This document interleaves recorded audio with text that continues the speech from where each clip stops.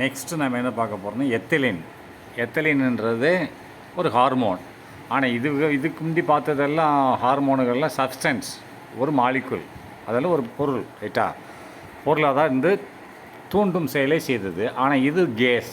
எத்தலின்றது ஒரு ஹார்மோன் தான், ஆனால் இது பிளான்ட்டுக்குள்ளே தான் இருக்கும். ஆனால் இது எந்த வடிவத்தில் இருக்கும்? கேஸ் வடிவத்தில் இருக்கும், ரைட்டா? கேஸ் வடிவத்தில் தான் இருக்கும், இது சப்ஸ்டன்ஸ் வடிவத்தில் இருக்காது, ரைட்டா?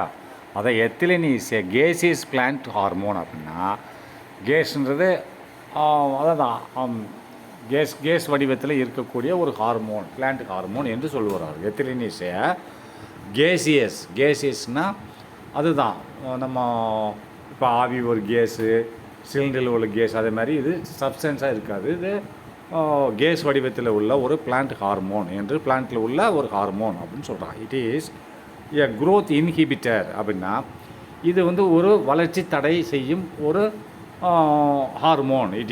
இது இருக்கிறது. எ க்ரோத்னா வளர்ச்சியை தடை செய்யும், இன்ஹிபிட்டர்னா வளர்ச்சியை தடை செய்யும் ஒரு ஹார்மோனாக இருக்கிறது. It is mainly concerned with the maturation. அப்படின்னா இது மெயினாக இதுக்காண்டி வேலை செய்கிறது. மெச்சுரேஷனாக அதாவது பழுக்க வைத்தல், பழங்கள் பழுக்க வைக்கிறதுக்கு, மரத்தில் இருக்கும்போது வேகமாக பழுக்க வைக்கிறதுக்கு. மரம் பழுக்க வைக்கிறதுக்கு ஒரு சப்ஸ்டன்ஸ் இருந்தால் தானே பழுக்கும். அப்படிலாம் பழுக்காது, காயாகவே இருக்கும். மரத்தில் தொங்கிட்டு இருக்கும்போது காயாகவே இருக்கும். அதனால் இட் இஸ் மெயின்லி கன்சர்ன்ட். இதனோட முக்கிய வேலை, மெயின்லினா முக்கிய, கன்சர்ன்ட் வேலை, இந்த இடத்துல வேலைன்னு வச்சுக்கோ. கன்சர்ன் தான் அதனோட சார்ந்துன்னு அர்த்தம், ஆனால் நீ வேலைன்னு வச்சுக்கோ. முக்கியமான வேலை என்னவென்றால் த மெச்சுரேஷனாக பழுக்க வைத்தல் அண்டு ரிப்பனிங் ஆஃப் ஃப்ரூட். ரிப்பனிங்னால பழுக்க வைக்கும். மெச்சுரேஷனாக முதிர்வடைகிறது. முதிர்ந்து ஒரு பழம் எவ்வளோ தூரத்துக்கு விரிவடைய முடியுமோ அவ்வளோ பெருசாக ஆகணும். அதுக்கு ரிப்பனிங், பழுக்கணும். ரிப்பனிங்னா பழுக்க வைக்கிறது.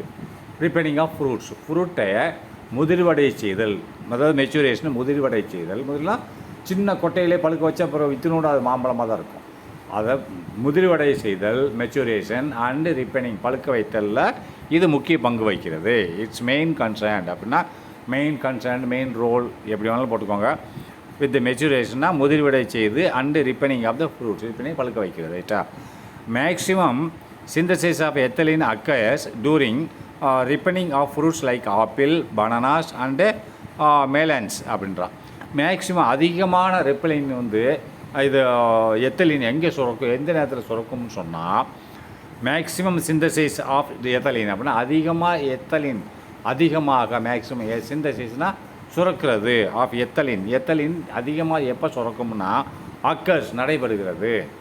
அதிகமாக எத்தலின் சுரப்பது நடைபெறுகிறது எப்படின்னா டூரிங், அந்த சமயத்தில். ரிப்பனிங் ஆஃப் ஃப்ரூட்ஸ் அப்படின்னா ஃப்ரூட்டுகள், பழங்கள் பழுக்கும்போது, ரிப்பனிங்னா பழுக்கும்போது அதிகமாக சுரக்குது. எது? எத்தலின் சுரக்குது. எதில்? உதாரணமாக ஆப்பிள் பழுக்கும்போது அதிகமாக இது எத்தலின் சுரக்குது. பனானா, வாழைப்பழம் பழுக்கும்போது அதிகமாக சுரக்குது. அண்டு மேலன்ஸ்ன்றது ஒரு ஃப்ரூட்டு தான், அது என்னென்னு பார்த்துக்கோங்க. அது பழுக்கும்போது அதிகமாக சுரக்கிறது. அடுத்து ஃபிசியாலஜிக்கல் எஃபெக்ட் ஆஃப் எத்தலின். அப்படின்னா இந்த எத்தலின் செயலின் காரணமாக, எஃபெக்ட்ஸ்னால் செயலின் காரணமாக என்ன வடிவங்கள் மாறுகின்றன, வடிவமைப்பு எவ்வாறு தென்படுகின்றன மரங்களில் அப்படின்னு பார்க்கலாம். Ethylene promotes the ripening of fruits. அப்படின்னு எத்தலின் ஊக்குவிக்கிறது, அப்படின்னா செயல்படுகிறது. ப்ரொமோஷனாக ஊக்குவிக்கிறது, செயல்படுகிறது. எப்படி? த ரிப்பனிங் ஆஃப் ஃப்ரூட்ஸ். ரிப்பனிங்னா ஃப்ரூட்னு என்னது? பழங்களை பழுக்க வைக்கிறதுல செயல்படுகிறது. ரிப்பனிங்னா எத்தலின் ப்ரொமோட்ஸ் த ரிப்பனிங் ஆஃப் ஃப்ரூட்ஸ்னால் எத்தலின் செயல்படுகிறது, ரிப்பனிங்னா பழுக்க வைக்கிறதுல செயல்படுகிறது. ஃப்ரூட்டுகளை பழுக்க வைக்கிறதுல வினை பெறுகிறது, செயல்படுகிறது. அப்படின்னா example tomato, apple, mango, banana இதெல்லாம் பார்த்துக்கோங்க. உதாரணமாக பழுக்க வைக்கல, அது செயல்படுகிறது, ரைட்டா? அடுத்து ethylene inhibits the elongation of stem and root in dicots. அப்படின்னா எத்தலின் இன்ஹிபிட்ஸ்னு தடுக்கிறது. இன்ஹிபிட்ஸ்னால் தடுக்கிறது. எதை தடுக்கிறது? த எலாங்கேஷன், நீட்சியை, வளர்வதை. ஸ்டெம்னா தண்டு, மெயினான ஸ்டண்டு, ரெண்டு நோடுக்குள்ளே இருக்கிற இடையில இருக்குல்ல பகுதி, அதான் ஸ்டண்டுன்னு சொல்லுவாங்க. ஸ்டம் வளர்ச்சி அடைவதை, நீளமாக வளர்ச்சி அடைவதை, நீண்டுட்டு போகிறத, சைடில் போகலாம். எலாங்கேஷன் நீண்டுட்டு போகிறது, உயரமாக போகிறது எலாங்கேஷன். சைடில் போகிறது வளர்ச்சியிலிருந்து அது எலாங்கேஷன் கிடையாது, அது நீண்டுட்டு போகிறதை தடுக்கிறது. அண்டு ரூட்டும் வேர், பூமிக்குள்ள வேரும் நீண்டுக்கிட்டு போகிறத எலாங்கேஷன் நீழ்ச்சி அடைவது, அதாவது நீளமாக வளர்கிறத தடுக்கிறது. எதில்? இன் டைகாட்ஸ், இருவிதை தாவரங்கள். டைகாட்ஸ்னா இருவிதை தாவரங்கள்னு சொல்லுவாங்க, ரைட்டா? அப்போ இந்த இருவிதை தாவரங்களில் எத்தலின் தடுக்கிறது, இன்ஹிபிட்ஸ் தடுக்கிறது எலாங்கேஷன் ஆஃப் ஸ்டெம் நீழ்ச்சி அடைவதை, நேரம் வளருவதை. அது நேரம் வளரலாம், அது ரொம்ப நீளமாக போகிறது, உயரமாக போகிறத தடுக்கிறது. அண்டு ரூட்டும் நீளமாக வளர்வதை தடுக்கிறது, ரைட்டா? அடுத்து எத்தலின் ஆஸ்டன்ஸ்னால் ஊக்குவிக்கிறது, ஆஸ்டன்ஸ்னால் வேகப்படுத்துகிறது. இதை சீனசென்ஸ் ஆஃப் லீவ்ஸ் அண்ட் ஃப்ளவர்ஸ் அப்படின்னா இது வேகப்படுத்துகிறது. எத்தலின் ஆஸ்டனை வேகப்படுத்துகிறது. த சீனசென்ஸ் ஆஃப் லீவ்ஸ் அப்படின்னா இலைகள் முதிர்வதை மற்றும் புலவர்கள், அதாவது மலர்கள் முதிர்வதையும் இலைகள் முதிர்ச்சி அடைவதையும் ஊக்கப்படுத்துகிறது. சீனசென்ஸ்னால் முதிர்ச்சி அடைவது. முதிர்ச்சி அடைந்தால் கீழே விழுக முடியும், ரைட்டா? அந்த இலை விழுந்து கீழே விழுந்துடும், அந்த ஃப்ளவர் கீழே விழுந்துடும், ரைட்டா? அதை ஊக்கப்படுத்துகிறது. ஆஸ்டன்ஸ்னால் சீனசென்ஸ்னால் முதிர்ச்சி அடைவது, இலைகள் முதிர்ச்சி அடைவதையும் மலர்கள் முதிர்ச்சி அடைவதும் ஊக்கப்படுத்துகிறது. அடுத்து ethylene stimulates formation of abscission zone in leaves அப்படின்னா எத்தலின்ஸ் தூண்டுகிறது. எதை தூண்டுகிறது? ஃபார்மேஷன் ஆஃப் அப்சிஷன் ஜோன் அப்படின்னா அப்சிஷன் ஜோன் உதிரும் பகுதி. இப்போ ஒரு இலை ஒட்டிக்கிட்டு இருக்கு மரத்தில், அது உதிருதுன்னா அதில் ஒட்டிக்கிட்டு இருக்க பகுதியிலேருந்து உதிருதுன்னு அர்த்தம். அந்த ஒட்டிக்கிட்டு இருக்குல்ல ஒரு மரத்தில் ஒரு பழம் தொங்கிக்கிட்டு இருக்குது. அப்போ அந்த பழத்தை பிடிச்சிக்கிட்டு இருக்க ஒரு சின்ன ஒரு காம்பு மாதிரி பிடிச்சிக்கிட்டு இருக்கோம். அது அந்த பழத்திலிருந்து அந்த காம்புக்கும் அந்த பழத்துக்கும் நடுவில் உள்ள ஜோன், அது அப்சஷன் ஜோன் சொல்லுவாங்க. அந்த அப்சஷன் ஜோனை இது என்ன செய்யுது? உண்டாக்குது. Formation of abscission zone stimulate, அது தூண்டுது. இது எத்தலின் என்னது? அந்த ஒரு பழம் தொங்கிக்கிட்டு இருக்குன்னா அந்த பழத்தை பிடிச்சி வச்சுட்டு இருக்கு, ஒரு சின்ன காம்பு மாதிரி அதை பிடிச்சி வச்சுட்டு இருக்கு.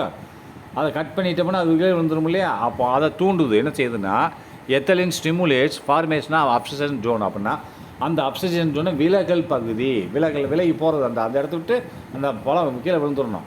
அதை விலகல் பகுதியை ஸ்டிமுலேட் பண்ணுது, ஃபார்மேஷன் உண்டாக்குது. அந்த விலகல் பகுதியை உண்டாக்க வேண்டி ஸ்டிமுலேட் பண்ணுது. இது எத்தலின் ஸ்டிமுலேட்னா தூண்டுகிறது. The formation of abscission zone அப்படின்னா விலகல் பகுதியில் அந்த ஃப்ரூட்டுக்கு மேலே உள்ள பகுதியை உண்டாக்க வேண்டி தூண்டுகிறது. ஏன் நெருங்க லீவ்ஸ், அப்போ லீவ்ஸில் அது உண்டாகிடுச்சுன்னு சொன்னால் அது லீவ் கீழே வந்துடும், ரைட்டா? ஃப்ளவர் மலர்கள்லையும் அண்டு ஃப்ரூட்லேயும் அந்த விலகல் பகுதியை உண்டாக்குவதை தூண்டுகிறது. இதன் காரணமாக திஸ்னா இது லீட்ஸ்னா காரணமாக டு ப்ரீமெச்சூர் செட்டிங் அப்படின்னா ப்ரீமெச்சூர்னா முதிர்ச்சி அடையாமலே பழுக்காமலே கீழே விழுந்துருது. ப்ரீமெச்சூர்னா முன்பாகவே எப்போ விழுகணுமோ அதுக்கு முந்தைய விழுந்துடுறது. இதனால் இந்த மாதிரி இந்த அப்சஷன் ஜோனை உண்டாக்குற ஃபார்மேஷன் ஆஃப் அப்சஷன் ஜோனை வேகமாக உண்டாக்குனதுனால இதன் காரணமாக டு ப்ரீமெச்சூர் செட்டிங்னா விலகுதல் விழுந்துருது. ப்ரீமெச்சூர் செட்டிங்னா கலண்டுறது, அந்த மரத்துலேருந்து அது நழுவி போயிடுறது. ப்ரீமெச்சூர்னா விழுக வேண்டிய சமயத்தை விட்டுட்டு முன்னாடியே விழுந்துருது, ப்ரீமெச்சூர் அப்படின்றான். ப்ரீமெச்சூர் செட்டிங்னா அதுலேருந்து கலண்டு விழுந்துருது, ரைட்டா? அடுத்து ethylene breaks the dormancy of buds அப்படின்னா டார்மென்சின்னு என்னது? இப்போ ஒன்றுமே செய்ய முடியாதவன் தான் டார்மென்சி. ஒருத்தன் பெட்டில் படுத்து கிடக்கான், ஒன்றுமே செய்யலை, பேரலைஸு, ஒன்றுமே முடியாத ஆள். அப்போது பிரேக்ஸ் டார்மென்சி அப்படின்னா முடியாததை முடிய வைக்கிறது. பிரேக்ஸ்னால் உடைக்கிறது அப்படின்னா, அப்போ முடியாததை முடிய வைக்கிறது ஆஃப் பட்ஸ் அப்படின்னா ethylene breaks the dormancy of buds அப்படின்னா பட்ஸ் வளர முடியாமல் இருக்கிறத வளர செய்கிறது. Buds seeds and storage organs அப்படின்னா சீட்ஸ் விதைகள், பட்ஸ்ன்னு முளைக்கிறது இல்லையா, அது வளர முடியாமல் இருந்துச்சு அப்படின்னா டார்மென்ஷன் முடியாமல் இருந்தால் அதை பிரேக் பண்ணுகிறது. வளர முடியாமல் இருக்கிறத பிரேக் பண்ணுறதுன்னா வளர வைக்கிறது. சீட்ஸ் வளர முடியாமல் இருந்தால் அதை வளர வைக்கிறது. அண்டு ஸ்டோரேஜ் ஆர்கன்ஸ் அப்படின்னா பிளான்ட்டில் உள்ள ஒரு சேமிப்பு பகுதிகள், ஆர்கன்னா பகுதிகள்னு அர்த்தம், ரைட்டா? அது டார்மெசின் என்னது, ஒன்றுமே செய்ய முடியாமல் இருக்கின்றதால் அதை பிரேக் பண்ணிடுது, பிரேக் பண்ணி செய்ய வைக்கிறது. Right, okay. Next human endocrine glands அடுத்ததில் பார்க்கலாம்.